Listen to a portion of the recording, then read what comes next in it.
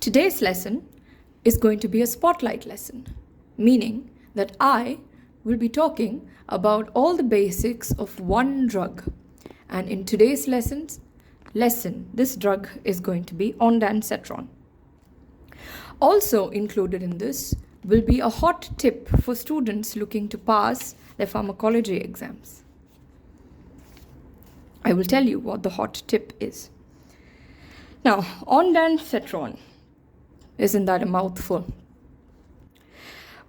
When you're writing about any drug, be it someone is asking you in the wards, be it that it's a short note for your exams, even if you don't know what it is, it's good to be methodical and systematic when you're writing something. And you'll find that sometimes as you write something, you get inspiration. So at least the examiner who's checking your paper will be like, maybe she doesn't know anything, but she knows how to think. And that counts for something. So the first thing that you need to do is classify. What is Ondansetron? Simply put, it comes under the classification antiemetic. Emesis means to vomit. Antiemetic means the opposite of vomiting. So it's an antiemetic. We know that much. What is the specific receptor it acts on? Any drug given in your body, it has to have an action, yes? The specific action here, MOA, for mechanism of action, is at 5-HT3 receptor. Now don't be fooled. 5-HT3, it sounds very technical, but it's something we all know. It's basically serotonin.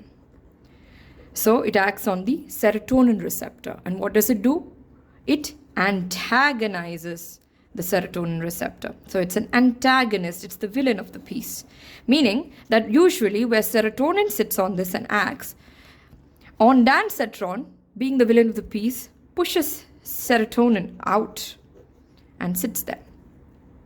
Now, what is the specific action?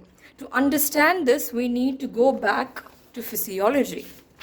The physiology of vomiting is actually quite fascinating. And this diagram is a very, very, very simple diagram. So don't be fooled. Two key concepts to understand here is your body has two parts for the sake of this explanation. It has a central part, which is above my pen, and a peripheral part, which is below my pen. Just imagine this. Your brain is your center. So your brain is separated from the rest of your body by a BBB. That is the blood-brain barrier from everything else. This is the brain and this is everything else. Now, literally, just think about the aspect of vomiting. How does your body know that it needs to vomit? It's an interesting question. Suppose you ate something. You ate something, it's traveling down your esophagus into your stomach and into your intestines, yes? That is when your intestines decide, I don't like this. This is something that needs to go out of the body. It's toxic. So that is what I've written here. Drugs, see, radiation, infection, GI irritation, anything that causes an irritation to your stomach and your intestines. Now, what do your stomach and intestines have? They have 5-HT3 receptors sitting on the surface. Now, these get activated. That is, serotonin is going to sit on this, activate it. And it's going to send a message to this check post. Imagine this as a boundary.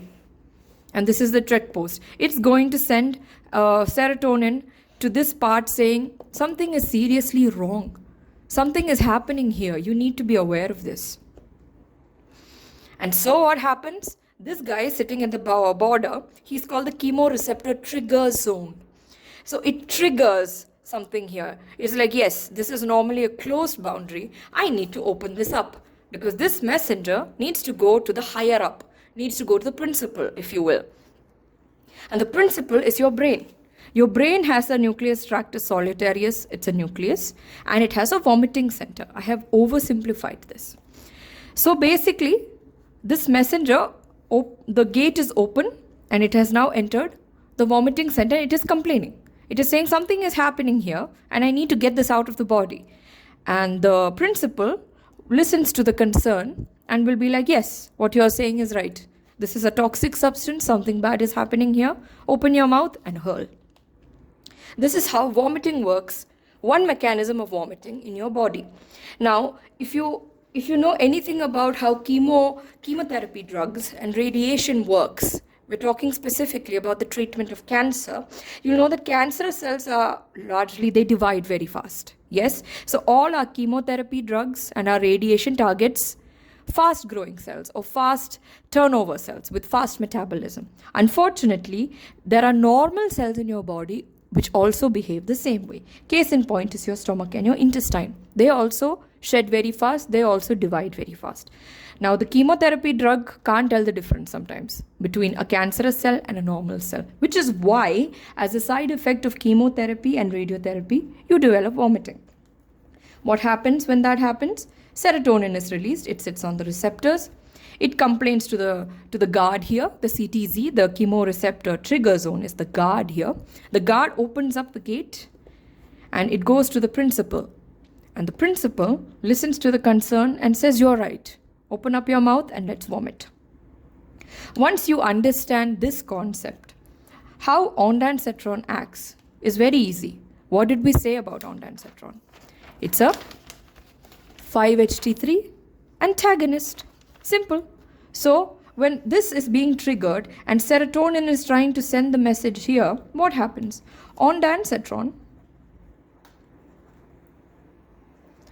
being the antagonist, will just negate this. It will sit on top of the receptors. So the receptors are not going to get triggered.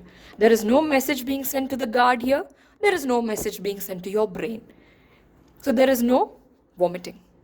This is how ondansetron works in very, very, very simple terms. So when you're writing in your exams, what will you write? You'll draw the picture, of course, and you will say it has central action as well as peripheral action. Peripheral action means the signals from your intestine and from your stomach are blocked. Central action means from the nucleus solitarius, tractus solitarius. Here also it is blocked. Here also it is blocked. So, peripheral action and central action.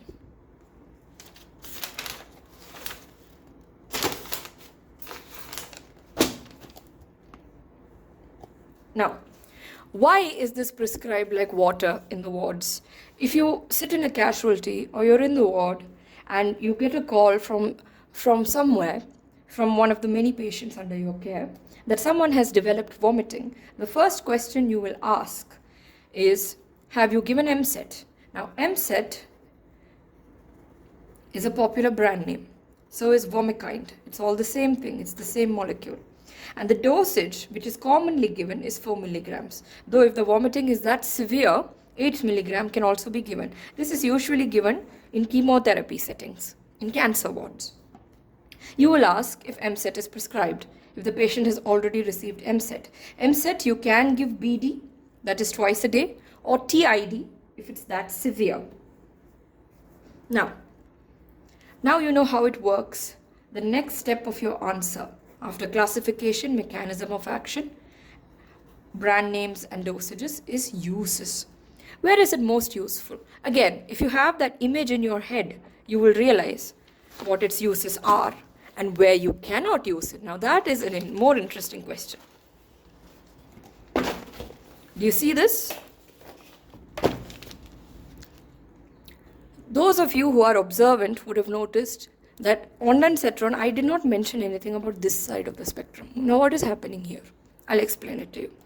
So, drug-induced vomiting, radiation, infection, GI irritation, chemotherapy, post-operative nausea and vomiting, or in general nausea and vomiting. If you're just seeing a patient in the casualty coming to you with intractable vomiting, you can give ondansetron as a first aid measure. Mostly because it does have a high safety index, so the side effects are low. Now, so If someone were to ask you the uses, if you know this diagram, you can just blindly say. Now, you should also know that for vomiting to be triggered in our body, it doesn't just need to be something you've ingested or a drug in your system. No, no, no. It could be something here as well. Now, what is this? Vestibular apparatus during motion. Have you ever had the sensation of traveling in high range areas? Now, where I come from, there are places like Idiki, there are places like Munnar, where you have hairpin bends. You're traveling, and suppose you're sitting window side, and you're looking outside, and all these turns are happening, and your head is spinning. Yes, that's called motion sickness. Now, motion sickness is because there's a mismatch between what you're seeing and what you're experiencing. The vestibular apparatus is in your ear, and your eyes, what they're seeing hairpin bends. Yes, you're actually moving with the bus, but outside, when you look at it, you're moving like this. So because of that, that triggers your balance system. Cerebellum is the part of your brain that is responsible for balance. Now, this also complains to the principal saying, I feel like vomiting, something is wrong. And so the principal here also, being a very forgiving principal, says, yes, okay, all right, open up your mouth and hurl. Now, ondansetron is not particularly effective here because it can't do anything for motion sickness. So, apart from motion sickness, and they're mentioning hyperemesis gravidarum because that is because of morning sickness. For pregnant women, it's because of high beta HCG. This hormone increases in the body, and that is what causes vomiting. Apart from these two special cases, for any other vomiting, ondansetron is a good drug. So if you were to list it, you can say things like PONV, post-operative nausea and vomiting. CINV, chemotherapy-induced nausea and vomiting. Drug-induced nausea and vomiting, or just vomiting in general, if the cause is not motion sickness or morning sickness. Now, there's something that you need to know. What will you give for motion sickness? If it is indeed motion sickness. What is commonly prescribed for morning sickness? That's a side quest, if you're interested. Lateral reading. Moving on to our topic at hand, ondansetron. You can also give it for migraines. If someone is vomiting from migraines, you may give ondansetron there. Now, coming to the next part. Whenever you're talking about a drug for your exams, the next heading should be pharmacokinetics, or what happens to this drug once it enters your body. I will be touching on a core topic of pharmacology here, so please bear with me. And if you're bored.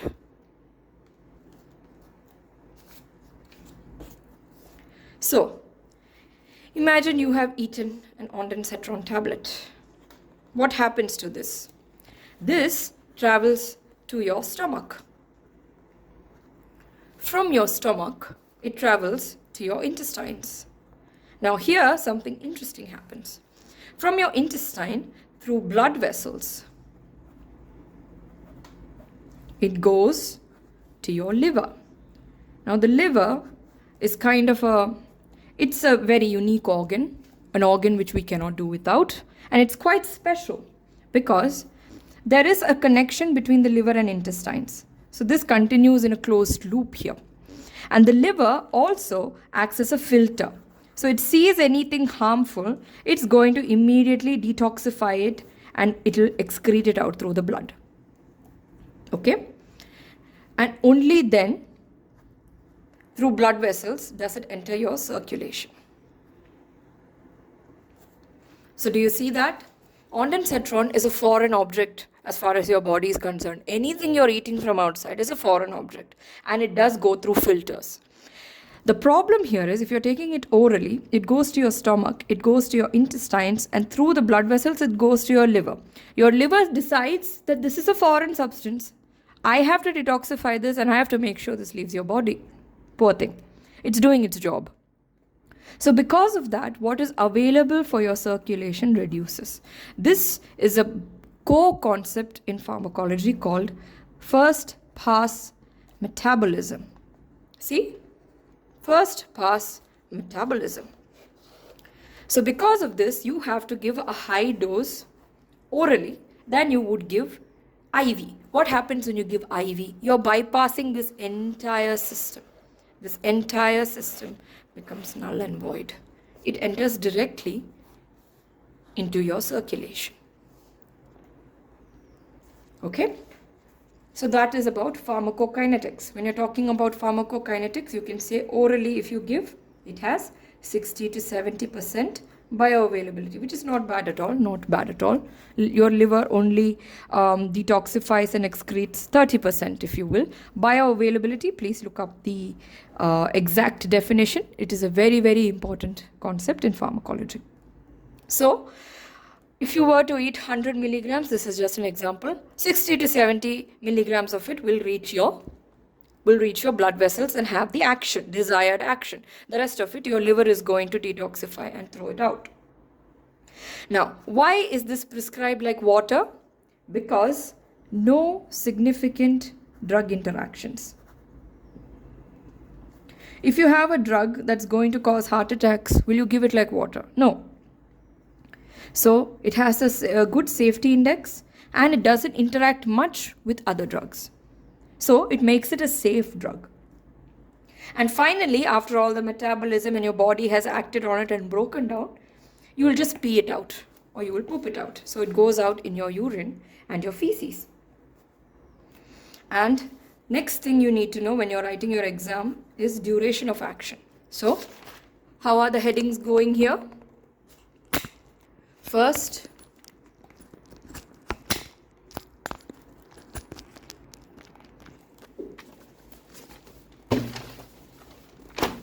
you are classifying it. What is it? How does it act? What are its other names? How much to give? Where will you use it? Where won't you use it? What's the story once it's inside your body? Where does it go? How much is actually effective? Why is it so effective? Why are we blindly giving it? And T-half. So the duration of action is approximately 8 to 12 hours, which is why we give it BD. And sometimes we give it TID as well, if the vomiting is so bad. Now the next heading in your answer should be, we've talked about effects. Now we will talk about side effects or adverse effects. Now, there's a joke in pharmacology, there's a joke in medicine in general. For any drug, you can write nausea and vomiting as a side effect. But be careful here, this is a drug you give for nausea and vomiting. So, writing nausea and vomiting would be counterintuitive.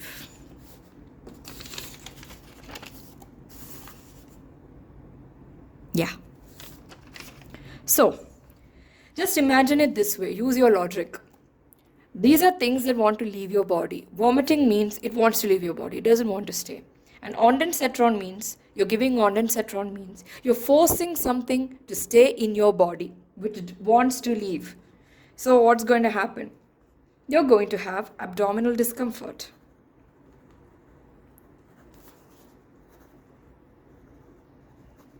You will have constipation. You're stopping the vomiting, right? So there's no way for it to leave the body. You will have constipation. You can also write things like headache and dizziness. Because if you remember our diagram, we are blocking it here in the intestines. So there's no movement of things happening in the intestine because we're blocking it with ondansetron. Hence the constipation. And also, it is crossing the blood-brain barrier to go to your brain. That's not a laughing matter. Not many drugs can do this. So, you can explain the headache and the dizziness. Something that you can also write, if you're giving it IV, for some patients, it can cause hypotension and bradycardia. In fact, any drug, if you give IV, these are things you watch out for. If there's hypotension and there's bradycardia, that is reduced BP and reduced heart rate.